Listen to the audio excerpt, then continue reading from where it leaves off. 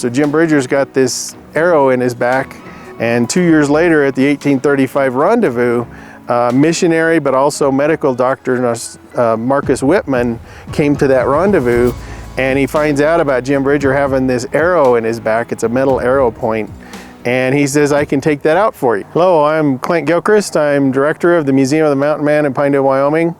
Today we're out here at Trapper's Point, which is an overlook of the historic Green River Rendezvous grounds where 6 of the 16 rendezvous were held.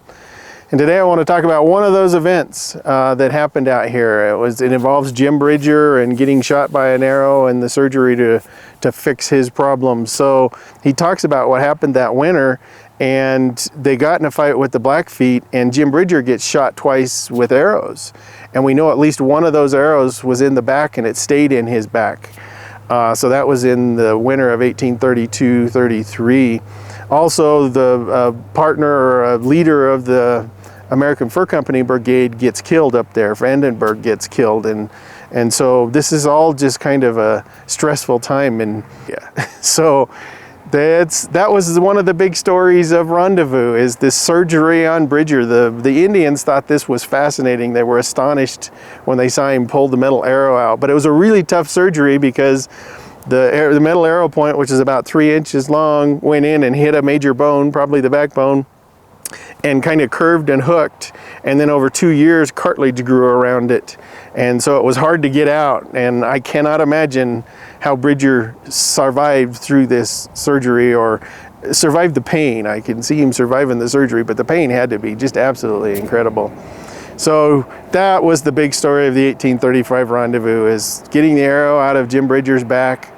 So then again, and that same year at the Rendezvous right here, William Drummond Stewart, the Scottish nobleman, was here, and he was a good friend with Bridger and with Fitzpatrick and Sublette, but he was particularly a good friend with Bridger. So he witnessed this surgery too. So let's jump 2 years further ahead. In 1837, we're back here at Rendezvous here in July, and Bridger's here, and William Drummond Stewart shows up, and William Drummond Stewart's got a suit of armor from his that represented from his military service when he served in the British Army. He was actually at the Battle of Waterloo, but he brings this suit of armor with the helmet and with the crevasse, the chest plate and the torso plate, and he gives it to Bridger, and I think probably as a joke.